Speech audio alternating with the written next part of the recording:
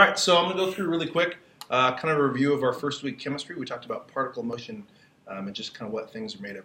We used water as an example. So we're going to answer a couple questions. We're going to say, what are things made of? And we're going to talk about how do those things act under different conditions. All right, so first we're going to look closely at a droplet of water. We did this on day 1 of chemistry.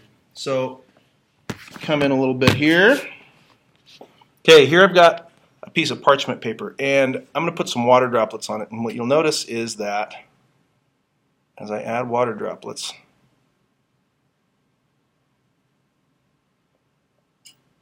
I get like a puddle of water, and they all want to stick together. So, come forward a little bit. Let's try to zoom in more. It's going to be possible with that. I can separate this with some work. So now I've got multiple little water droplets. But you can notice like it's really trying to stick together as I do this. Like I get a long trail and then it finally lets go. So the fact that I can split these water droplets means that they must be made of multiple things. There must be lots of little things in there. Otherwise I wouldn't be able to take it apart. Also notice if I put these guys back closer together, they turn back into one water droplet.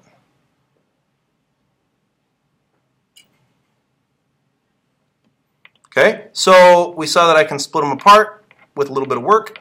We also saw that they prefer to stick together. So,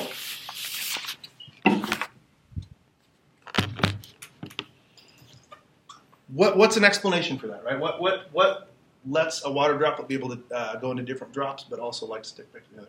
The only possible explanation is it must be made of multiple things. That's the only thing that would allow a water droplet to be broke like that. So, we saw that water droplet comes apart. So that must mean it's made of tiny things.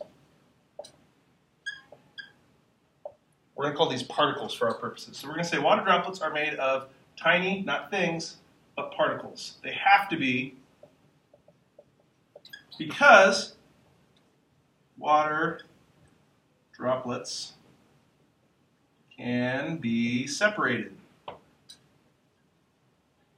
But we also saw something else. So we saw that it could be separated, but we saw that it prefers to stick back together in one drop. So we're going to say water must be made of tiny particles that are attracted to each other. So water is made of tiny particles that are attracted to each other.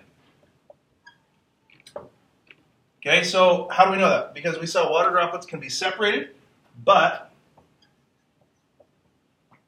they prefer to stick together. So that tells us that water must be made of tiny particles and they must be attracted to each other because they want to stick together. Okay, so next we're going to look at some water here in a flask, and we're going to put some food coloring in and just kind of see what happens. So normally when we add food coloring to something, we stir it up and the food coloring colors it, right? And then we can eat it or do whatever. So in this case, we're just going to drop some food coloring in there. I'm going to do my best not to bump the table, and we're just going to kind of watch what happens. So here's my blue food coloring.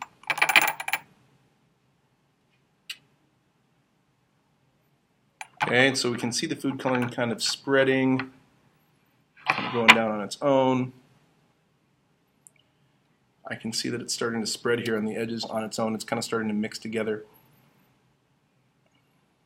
And if I wait here long enough, it will mix itself. So I'm not shaking the table, I'm not doing anything to make this food coloring spread, and it's kind of spreading on its own.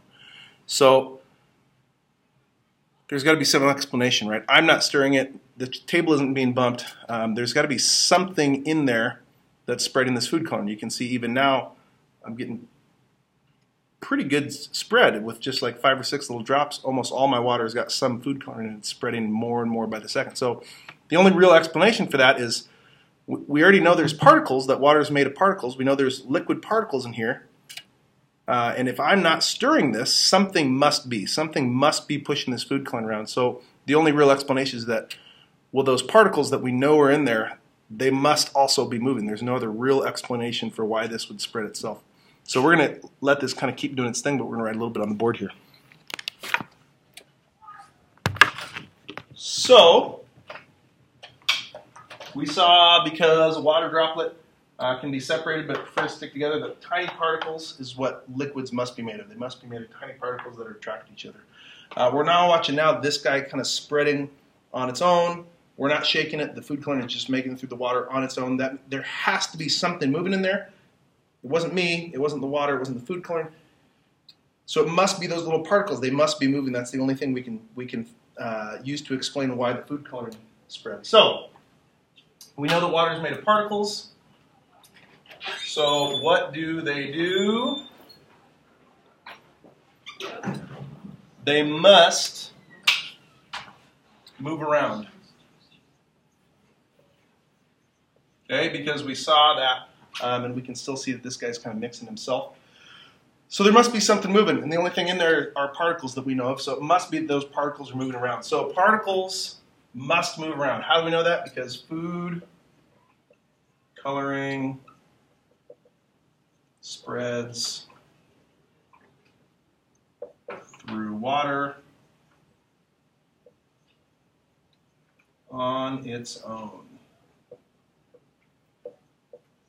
without us doing any kind of mixing or anything like that.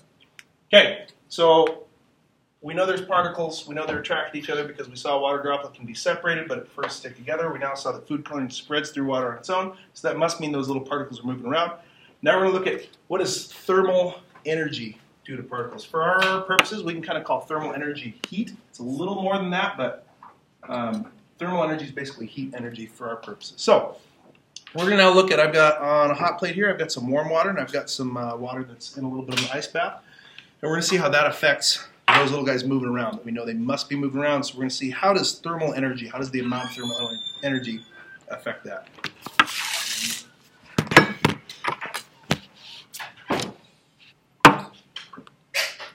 All right, so we've got our hot water, we've got our cold water, and I'm going to do my best to add food coloring at the same time. We're going to add 5 drops. Ready, set, go. Okay, and so you can see right away that the red, our hot water, is spreading significantly faster. In fact, the red is almost all the way spread through the water already. Blue is spreading. Okay, our cold water is spreading, so those particles are still moving, obviously, but pretty slowly. We can see that the blue is spreading pretty slowly. So we know there's particles, we know they're attracted, we know they're moving. The only thing that can explain that the hot would spread much faster if we know the particles are the thing that is spreading the food coloring. If the hot water is moving this food coloring faster, you can see it's all the way done now, those particles must be moving faster. All right, so we're going to write a couple more things on the board here. So we want to know, how does thermal energy or heat energy affect particles?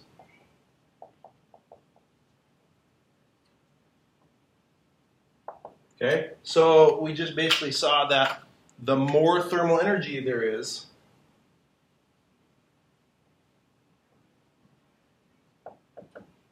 must equal faster movement, because our red food coloring is all the way spread, our blue is still working on it. So more heat must equal faster movement.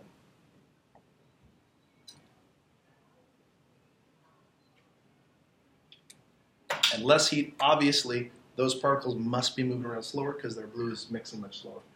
Less heat or less thermal energy, slower movement. So, because we just saw that hot water spreads faster,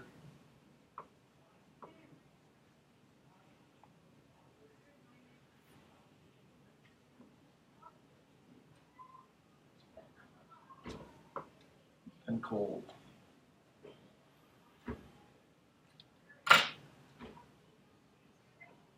Okay, so last thing we're going to look at here, we know there's particles.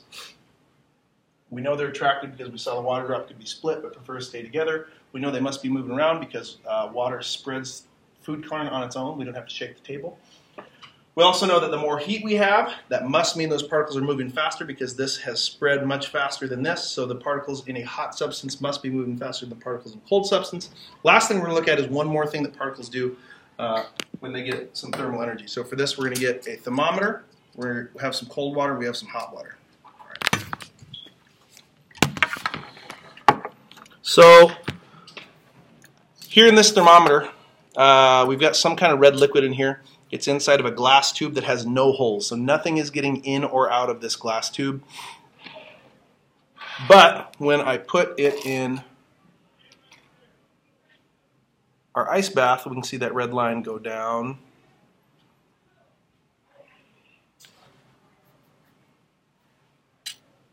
And if I move it over to the hot water, we see it shoot up pretty fast. So if there's no holes in this thermometer, whatever matter, whatever particles are in this thermometer are in this thermometer, how can we explain the fact that that red line goes up and down? The red line is made out of some kind of red dyed alcohol or red dyed liquid. So why is it that that red line goes up and down? That tells us something else about what those little particles are doing. So if we look back at our board here, okay, we want to know, how does thermal energy affect particle movement?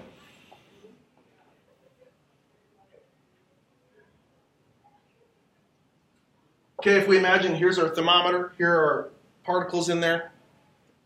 In, let's say, room temperature, all those particles at a certain temperature, right? We see here it's about 72 degrees in the room. Okay, that means all those red particles, they go up to that line. Now, when I put the thermometer in cold water or hot water, that line goes up or down. There's no new particles coming into that thermometer because that's a sealed piece of glass, right? Nothing's getting in or out. So the only explanation is that those particles must be getting farther apart or closer together. That's the only thing that would cause that red line to go up and down. So if I imagine this is my thermometer, here's my particles, I'm going to count how many I have. This is important. 1, 2, 3, 4, 5, 6, 7, 8, 9, 10, 11, 12. I have 12 here, right? I have 12 here. I still have the same particles when I put it in here, but that line changed. So that must mean those particles are getting closer or farther away. So let's say this is 72. Let's say over here we've got 110. Okay, for that thermometer to read 110 with the same number of particles, those particles must get farther apart. So I'm going to draw my same 12 particles, but you'll notice their space is a little different. So 1, 2, 3, 4, 5, 6, 7, 8, 9, 10, 11, 12.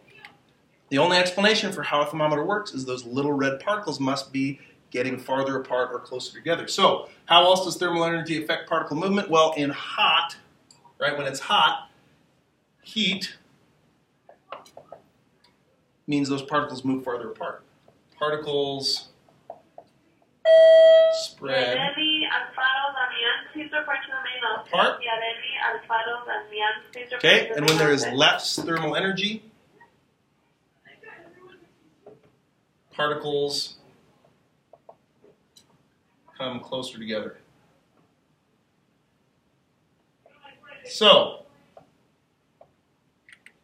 we know there's particles because a water droplet can be split apart. We know they're attracted to each other because it prefers to stick together. We know they're moving because food coloring spreads through water on its own.